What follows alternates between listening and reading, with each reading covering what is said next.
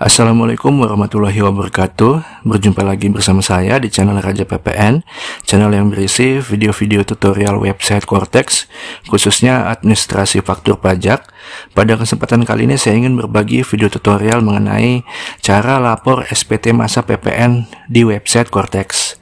Nah, di video tutorial ini saya akan jelaskan secara lengkap ya, baik itu SPT masa PPN dengan status kurang bayar maupun SPT masa PPN dengan status lebih bayar yang dikompensasi ke masa pajak berikutnya. Nah, sebelum kita masuk ke tutorialnya, terlebih dahulu saya jelaskan apa itu SPT masa PPN. Nah, SPT masa PPN ini kepanjangannya adalah Surat Pemberitahuan Masa Pajak Pertambahan Nilai. Nah, SPT masa PPN ini wajib rekan-rekan sampaikan ya bagi perusahaan yang sudah dikukuhkan sebagai pengusaha kena pajak. Nah, pelaporan SPT masa PPN ini itu paling lambat akhir bulan berikutnya. Nah, jadi misalnya untuk masa Januari, rekan-rekan wajib laporkan di akhir bulan berikutnya, yaitu di tanggal 28 atau tanggal 29 Februari ya. Nah, begitupun juga dengan setorannya ya. Misalnya rekan-rekan SPT masa dengan status kurang bayar ya. Nah, itu rekan-rekan wajib bayarkan atau setorkan ke kas negara maksimal paling lambat akhir bulan berikutnya juga. Nah, jadi batas waktu setor dan lapor itu sama ya, di akhir bulan berikutnya. Nah, oke, kita masuk ke tutorialnya ya. Nah, rekan-rekan masuk ke menu Surat Pemberitahuan SPT. Nah, lalu submenu Surat Pemberitahuan SPT. Klik refresh ya. Nah, di sini SPT masa PPN itu sudah terbentuk otomatis by system ya. Nah, jadi rekan-rekan tidak perlu buat konsep SPT. Nah, jadi udah tersedia otomatis by system. Nah, seandainya di tampilan rekan-rekan itu tidak muncul SPT masa PPN ini, nah rekan-rekan bisa klik buat konsep ya. Nah, di akhir video saya akan jelaskan cara buat konsep SPT masa PPN jika secara sistem tidak muncul. Nah, secara sistem ini munculnya setiap tanggal 1 setelah periode masa berakhir. Nah, misalnya di sini SPT masa PPN Januari 2025. Nah, di sini konsep SPT masa PPN masa Januari 2025 akan muncul pada tanggal 1 ya, 1 Februari 2025. Jadi secara otomatis tanggal 1 Februari akan muncul SPT masa PPN ini. Nah, oke, untuk melaporkan SPT masa PPN, rekan-rekan klik tombol pensil ya.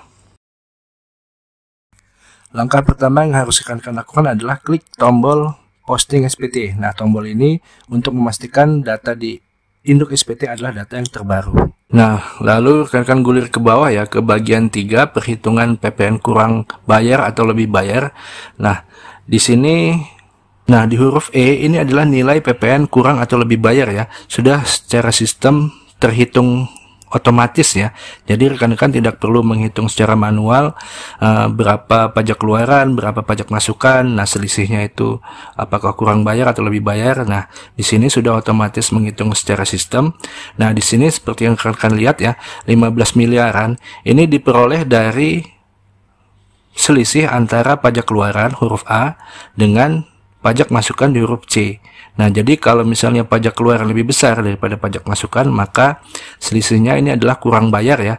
Nah, inilah yang dinamakan status SPT kurang bayar. Nah, jadi rekan-rekan harus setorkan kurang bayar ini setor ke kas negara paling lambat akhir bulan berikutnya.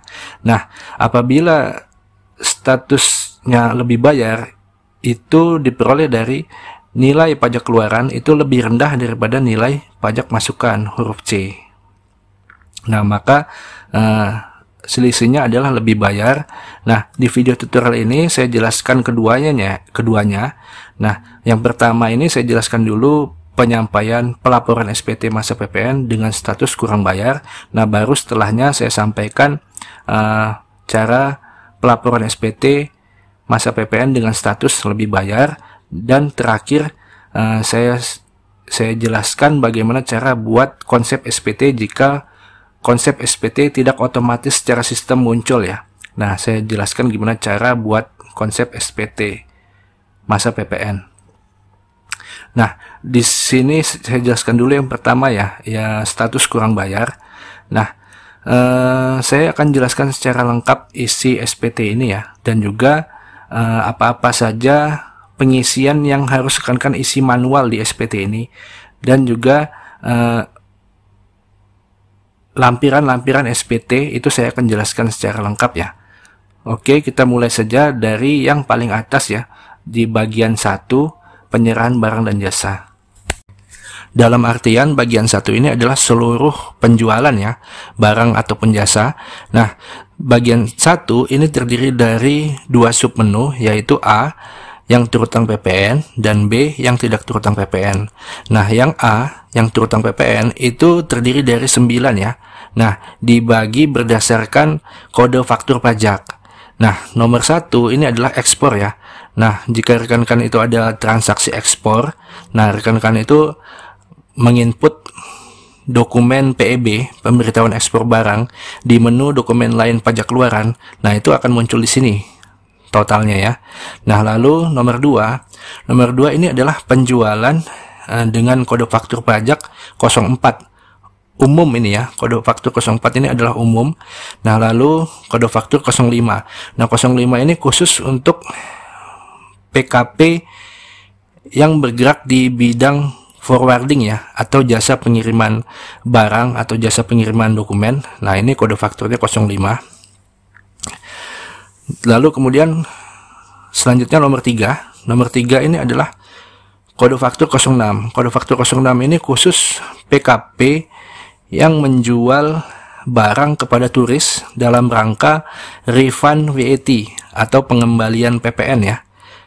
Nah, lalu selanjutnya nomor 4. Nomor 4 ini untuk penjualan dengan kode faktur 01, penjualan barang mewah ya. Dengan kode faktur 09, penjualan aktiva ya, atau penjualan aset. Nah, lalu kode faktur 10, penyerahan lainnya. Nah, selanjutnya nomor 5. Nomor 5 ini khusus untuk PKP retail ya. PKP retail atau PKP pedagang eceran yang menggunggung PPN. Nah, jadi PKP pedagang eceran itu tidak membuat faktur pajak ya, tetapi menggunggung PPN-nya. Nah, cukup melaporkan seluruh penjualan. Nah, melaporkan seluruh barang atau jasa yang dijual. Nah, lalu unggah XML-nya di sini. Nah, seperti itu rekan-rekan. Jadi pengisiannya ini manual ya, harus mengunggah XML. Nah, lalu nomor 6. Nomor 6 ini adalah untuk penjualan kepada instansi pemerintah dengan faktur pajak kode 02. Nah, di sini istilahnya adalah WAPU ya, wajib pungut. Nah, jadi untuk penjualan kepada instansi pemerintah dengan nilai 2 juta ke atas. Nah, 2 jutanya ini adalah total barang atau jasa ditambahkan dengan PPN. Nah, kalau mencapai 2 juta lebih, itu rekan-rekan selaku PKP penjual tidak memungut PPN ya, tetapi pembeli instansi pemerintah di sinilah yang akan setor langsung ke kas negara. Nah, itulah istilahnya WAPU ya. Begitu juga dengan kode faktur 03. Kode faktur 03 ini penjualan kepada perusahaan BUMN. Nah, dengan nilai transaksi 10 juta ke atas ya. Nah, ini sama, 10 jutanya ini nilai barang atau jasa ditambahkan dengan PPN. Kalau mencapai 10 juta ke atas, nah maka pemungutan PPN ini ada di pihak perusahaan BUMN. Jadi perusahaan BUMN yang setorkan ke kas negara. Nah, lalu kode faktur lalu selanjutnya nomor 7 ya. Nomor 7 ini penjualan dengan kode faktur 07. Nah, 07 ini PPN tidak dipungut ya. Nah, lalu nomor 8 penjualan dengan kode faktur 08. Ini PPN dibebaskan ya. Nah, lalu selanjutnya nomor 9. Nomor 9 ini untuk PKP pedagang eceran juga. Nah, tapi bedanya dengan nomor 5. Nomor 9 ini untuk PPN yang tidak dipungut atau PPN-nya dibebaskan ya. Nah, tetap juga dilaporkan di sini ya, walaupun tidak memungut PPN, karena PPN-nya dibebaskan atau PPN-nya tidak dipungut, tetap harus dilaporkan ya, unggah XML di sini. Nah, lalu jumlah di sini adalah total ya, total DPP ya, 195 miliar. Nah, lalu di sebelahnya ini PPN. Nah, PPN-nya sebesar 21 miliaran. Nah, selesai untuk sub bagian yang terutang PPN. Nah, lalu bagian B yang tidak terutang PPN. Nah, rekan-rekan harus unggah XML ya, laporkan di sini. Nah, contohnya untuk yang tidak terutang PPN ini adalah contohnya misalnya penjualan jasa di luar negeri. Nah, karena konsep PPN ini hanya dikenakan di wilayah pabean Indonesia, nah kalau penjualan jasa di luar wilayah Indonesia, di luar negeri, maka tidak terutang PPN. Maka rekan-rekan masukkan nilainya di sini ya, dengan cara unggah XML. Nah, jadi seperti itu rekan-rekan untuk di bagian penyerahan. Jadi ada pengisian yang rekan-rekan harus isi manual khusus untuk PKP pedagang eceran di nomor 5. Nah, unggah XML. Lalu nomor 9. Nah, lalu untuk sub menu B yang tidak terutang PPN. Nah, ini harus unggah XML. Nah, huruf C. Nah, ini adalah total seluruh penjualan ya, yang terutang dan tidak terutang. Jadi total A dan total B. Nah, ini totalnya di sini 195 miliaran. Nah, oke, kita lanjutkan ke bagian 2 ya. Bagian 2, perolehan barang dan jasa.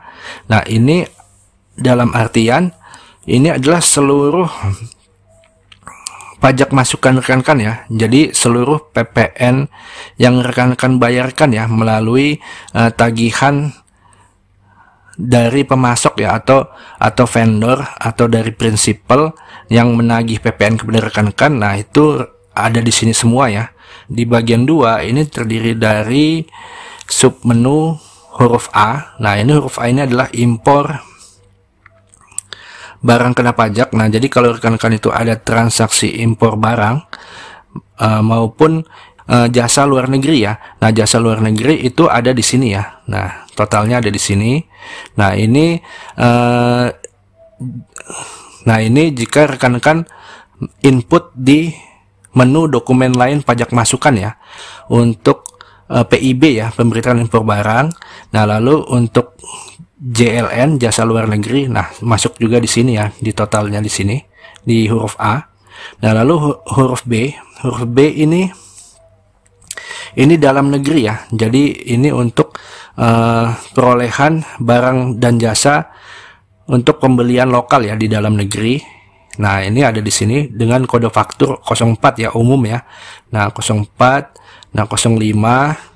Nah, lalu 05 ini besaran tertentu ya. Nah, lalu huruf C ini kode faktur 01 ya, barang mewah. 09, nah ini adalah aset ya, atau aktiva. Nah, 10 ini adalah penyerahan lainnya. Nah, lalu huruf D ini adalah untuk pemungut PPN ya. Nah, kode faktur 02 dan 03. Nah, lalu huruf E ini adalah kompensasi kelebihan pajak masukan. Nah, jadi rekan-rekan kalau misalnya rekan-rekan itu lebih bayar ya, nah lalu rekan-rekan kompensasikan ke masa pajak berikutnya. Nah, nanti dia akan menambah pajak masukan ya. Nah, jadi akan menambah pajak masukan rekan-rekan. Nah, nantinya akan mengurangi jumlah kewajiban PPN terutang rekan-rekan ya. Nah, lalu huruf F, hasil perhitungan kembali pajak masukan yang telah dikreditkan. Nah, ini jarang sekali yang menggunakan ini ya. Nah, ini khusus untuk PKP yang baru dikukuhkan sebagai PKP ya. Nah, ataupun PKP yang penjualannya maksimal 1,8 miliar setahun. Nah, itu kesulitan untuk mengkreditkan faktur pajak ya. Nah, mengkreditkan faktur pajak masukan kesulitan, maka bisa menggunakan fasilitas ini. Nah, lalu huruf G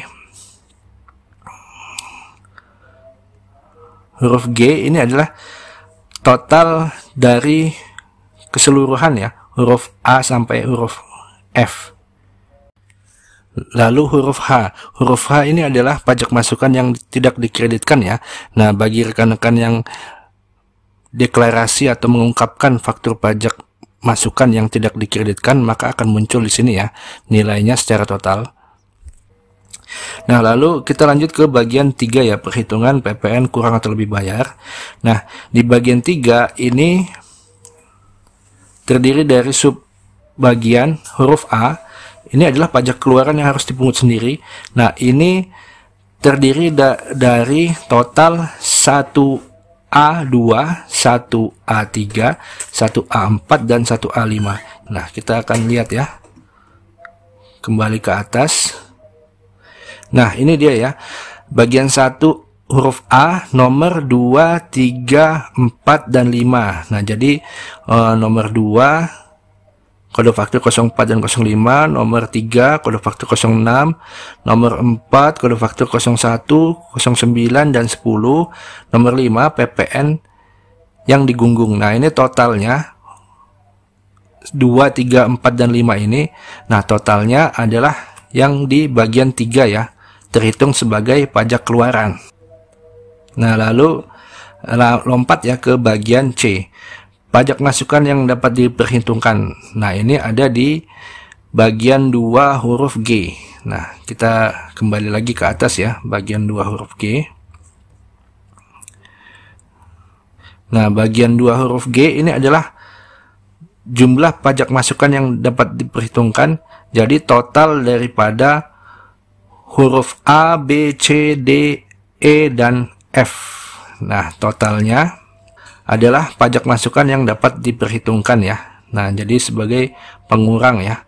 Nah, di bagian 3 maka dapatlah angka selisih antara pajak keluaran huruf A dengan pajak masukan huruf C, maka selisihnya sebesar 15 miliar ya. Nah, selisihnya kurang bayar sebesar 15 miliar. Nah, ini yang akan setorkan ke kas negara dengan cara bayarkan e-billing ya. Nah, nanti di akhir akan otomatis terbuat e-billing ya jika statusnya kurang bayar. Nah, oke, kita lanjutkan ya. Lanjutnya bagian keempat, PPN terutang atas kegiatan membangun sendiri atau disingkat PPN KMS ya. Nah, ini PPN KMS ini rekan-rekan harus nginput nilai DPP ya. Nah, rekan-rekan harus menginput nilai DPP-nya di sini. Nah, kalau untuk PPN-nya itu sudah otomatis ya terisi secara sistem apabila rekan-rekan itu melakukan pembayaran ya PPN KMS, maka nanti akan muncul otomatis di sini. Kalau rekan-rekan sudah bayar PPN KMS, PPN-nya otomatis terisi secara sistem. Namun untuk DPP-nya rekan-rekan harus input manual. Lalu bagian 5, bagian 6, bagian 7, bagian 8. Nah, ini otomatis terisi nilainya ya secara sistem. Nah, lanjut ke bagian 9, kelengkapan. Nah, ini terdiri dari huruf A, daftar rincian kendaraan bermotor. Nah, ini khusus untuk PKP dealer ya, atau showroom kendaraan bermotor ya. Nah, harus mengunggah XML ya, jadi harus melaporkan seluruh penjualannya. Nah, dengan cara unggah XML di sini. Nah, sesuaikan dengan ini ya, laporan rekan-rekan penjualan rekan-rekan itu sesuaikan nilainya dengan pajak keluaran ya, faktur pajak keluaran yang rekan-rekan terbitkan ya. Nah, harus cocok ya, daftarnya di sini harus sesuai dengan faktur pajak keluaran yang rekan-rekan terbitkan ya. Nah, lalu huruf B ini hasil perhitungan kembali pajak masukan yang telah dikreditkan sebagai penambah atau pengurang pajak masukan. Nah, ini jarang sekali digunakan ya, huruf B ini ya. Nah, huruf B ini khusus untuk PKP baru ya, yang baru dikukuhkan sebagai PKP. Nah, masih kesulitan menghitung pajak masukan yang dapat dikreditkan ya. Nah, maka bisa menggunakan fasilitas huruf B ini ya, hasil perhitungan kembali pajak masukan yang telah dikreditkan ya. Jadi paling lambat itu di masa Maret harus menghitung ya total berapa pajak masukan selama 1 tahun. Nah, itu khusus untuk PKP baru atau yang penjualan omset setahunnya itu maksimal 1,8 miliar. Nah, ini bisa menggunakan fasilitas. Nah, ini harus mengupload ya PDF seluruh perhitungannya di sini, di huruf B ini. Upload PDF. Nah, lalu terakhir itu bagian 10 ya, pernyataan. Nah, sebelum lanjut ke bagian terakhir, nah saya jelaskan dulu lampiran SPT ya. Nah, lampiran SPT, lampiran A1 ini adalah daftar ekspor ya. Nah, jadi daftar ekspor semuanya akan muncul di sini ya. Kalau rekan-rekan ada melakukan transaksi ekspor akan muncul semuanya di sini. Nah, di SPT di sini dia daftar ekspor ya, akan muncul totalnya di sini. Nah, lalu selanjutnya lampiran A2. Lampiran A2 ini adalah daftar pajak keluaran ya, seluruh rincian faktur pajak keluaran. Nah, di SPT Induk ada di sini ya. Nah, di sini akan muncul ya. Nah, lalu lampiran B1. B1 ini adalah daftar PPN impor atau jasa luar negeri. Nah, ini ada di SPT Induk, ada di sini ya, di bagian 2 perolehan barang dan jasa. Nah, di sini. Nah, lalu lampiran B2. B2 ini adalah perolehan pajak masukan dalam negeri ya, lokal ya. Nah, ini pembelian lokal. Nah, ini di SPT Induk ada di sini ya, dalam negeri ya. Nah, lalu lampiran B3. B3 ini adalah pajak masukan yang tidak dikreditkan. Nah, apabila rekan-rekan hendak deklarasi atau mengungkapkan pajak masukan yang tidak dikreditkan, nah nanti akan muncul di sini, di lampiran B3 ini. Nah, lalu lampiran C. Lampiran C ini adalah khusus untuk perusahaan pemungut PPN PPMSE ya. Nah, jadi PKP PMSE nah wajib untuk melaporkan seluruh penjualannya ya di sini, di lampiran C di sini. Nah, di input manual ya, dengan baik itu input manual satu persatu dengan klik tambah atau input secara massal ya dengan cara impor data, impor XML ya. Nah, seperti itu rekan-rekan lampiran SPT masa PPN. Nah, kita lanjutkan ke bagian terakhir ya. Bagian terakhir SPT Induk di bagian 10 pernyataan. Nah, rekan-rekan centang ya pernyataan, lalu rekan-rekan isi posisi penandatanganan ya. Nah, sebagai apa? Nah, contohnya sebagai direktur ya. Umumnya sebagai direktur. Nah, lalu klik simpan konsep. Nah, lalu klik bayar dan lapor. Nah, lalu masukkan paspres ya, kata sandi penandatanganan. Lalu klik simpan. Nah, lalu klik konfirmasi tanda tangan. Nah, successfully submitted the VAT return. Nah, otomatis terbentuk kode billing ya. Nah, seperti ini kode billingnya rekan-rekan. Nah, seperti ini kode billingnya rekan-rekan. Nah, rekan-rekan bayarkan dengan menggunakan kode billing ini. Maksimal batas waktunya, masa aktifnya kode billing ini 1 minggu ya. Rekan-rekan harus bayarkan. Nah, kembali ke Cortex ya. Nah, di Cortex SPT masa PPN itu akan bergeser ya dari menu konsep SPT ke menu SPT menunggu pembayaran. Nah, di sini sudah bergeser ke sini ya. Nah, di sini sampai dengan rekan-rekan lakukan pembayaran, barulah akan otomatis berpindah ya ke menu SPT dilaporkan. Jadi otomatis sudah terlapor apabila rekan-rekan sudah lakukan proses pembayaran ya, pembayaran e-billing. Nah, rekan-rekan bayarnya harus menggunakan e-billing ya. Nah, di sini contohnya misalnya sudah dibayarkan ya. Nah, di sini ada bukti pembayarannya ya, melalui Bank BNI. Nah, maka setelah dibayarkan, rekan-rekan masuk kembali ke Cortex ya. Nah, di menu SPT. Nah, lalu di menu SPT dilaporkan akan muncul di sini ya. Nah, rekan-rekan klik refresh.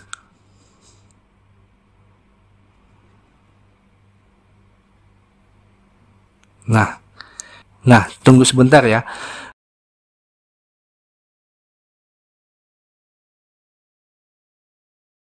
Nah, ini sudah muncul ya PPN di daftar teratas ya. SPT masa PPN, masa pajak Januari 2025 sudah muncul. Untuk mendownload bukti lapor atau bukti penerimaan elektronik, rekan-rekan klik di sini ya, tanda terima, download. Nah, diklik. Nah, sudah muncul ya pop-up PDF DN sekian. Nah, itu bukti penerimaan elektronik. Lalu untuk SPT, nah rekan-rekan klik di sebelahnya ya, yang bergambar PDF. Nah, ini untuk download SPT induk. Nah, seperti ini rekan-rekan muncul di folder download ya, ada 2 file ya, bukti penerimaan elektronik seperti ini ya rekan-rekan. Nah, lalu SPT induk. Nah, seperti ini ya rekan-rekan, SPT induk ya. Nah,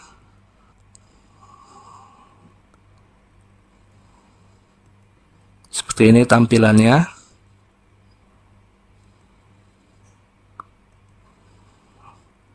Nah, di sini tidak bisa cetak lampiran SPT ya. Nah, jadi hanya bisa SPT induk saja, tidak bisa cetak lampiran SPT. Nah, oke, lanjut ke cara lapor SPT masa PPN dengan status lebih bayar. Nah, untuk status lebih bayar di sini di bagian 3 ya. Statusnya lebih bayar di huruf E, lebih bayar sebesar 200 juta. Nah, ini pilihannya itu ada 3 ya. Satu dikompensasi ke masa pajak berikutnya. Nah, yang kedua itu dikembalikan melalui pengembalian pendahuluan. Nah, yang ketiga dikembalikan melalui pemeriksaan. Secara sistem itu terpilih satu ya, dikompensasikan. Nah, artinya ini akan dikompensasikan ke masa pajak berikutnya. Nah, di masa pajak berikutnya ini akan diakui sebagai menambah pajak masukan ya. Nah, contohnya misalnya di bulan Februari ya. Nah, di sini dia akan menambah pajak masukan ya. Nantinya akan mengurangi jumlah pajak terutang ya, jumlah kurang bayar akan berkurang ya dengan adanya kompensasi kelebihan bayar dari SPT Januari ini. Nah, oke, pilihan selanjutnya nomor 2 itu dikembalikan melalui pengembalian pendahuluan. Nah, ini jarang ya yang memilih nomor 2. Yang memilih nomor 2 ini khusus untuk PKP yang dominan ekspor ya. Nah, kalau dominan ekspor maka tarif PPN ekspor itu 0%. Nah, maka otomatis pajak masukannya itu akan lebih bayar ya statusnya. Nah, maka akan dipilihlah nomor 2, dikembalikan melalui pengembalian pendahuluan, karena untuk perusahaan yang ekspor otomatis pajak masukannya ini menjadi lebih bayar. Nah, namun nomor 2 ini ada beberapa PKP dengan kriteria tertentu ya. Nah, yang bisa menggunakan opsi pilihan nomor 2 ini. dikembalikan melalui pengembalian pendahuluan. Nah, pilihan opsi terakhir nomor 3 dikembalikan melalui pemeriksaan. Nah, ini jarang sekali ya. Nah, kalau rekan-rekan pilih nomor 3 berarti rekan-rekan akan diperiksa ya oleh kantor pajak. Baru hasil pemeriksaannya nanti akan dikembalikan PPN lebih bayar rekan-rekan ini. Nah, oke, selanjutnya prosesnya sama ya, gulir ke bawah. Nah, di bagian terakhir X pernyataan rekan-rekan centang, lalu isi posisi ya, posisi penandatanganan.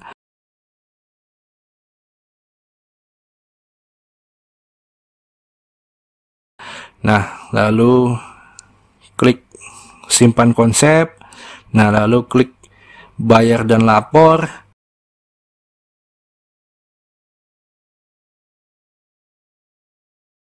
Lalu masukkan paspres, klik simpan,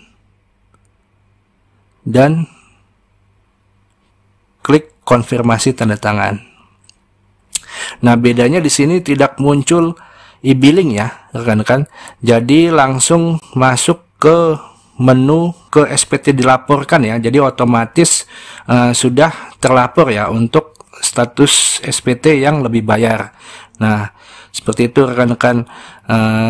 Lalu terakhir saya berikan tutorial rekan-rekan bagaimana cara buat konsep SPT ya apabila di konsep SPT ini tidak muncul secara otomatis ya. Nah, cara buatnya rekan-rekan klik konsep SPT. Nah, lalu rekan-rekan pilih PPN. Nah, lalu klik lanjut. Nah, lalu rekan-rekan pilih masanya, contohnya Februari ya. Dipilih Februari. Nah, lalu klik lanjut. Nah, lalu dipilih model SPT normal. Nah, lalu klik buat konsep SPT. Nah, sukses ya, otomatis muncul ya, sudah di daftar SPT masa PPN masa Februari. Nah, seperti itu rekan-rekan video tutorial kali ini, semoga bermanfaat. Akhir kata, wabillahi taufiq wal hidayah. Wassalamualaikum warahmatullahi wabarakatuh.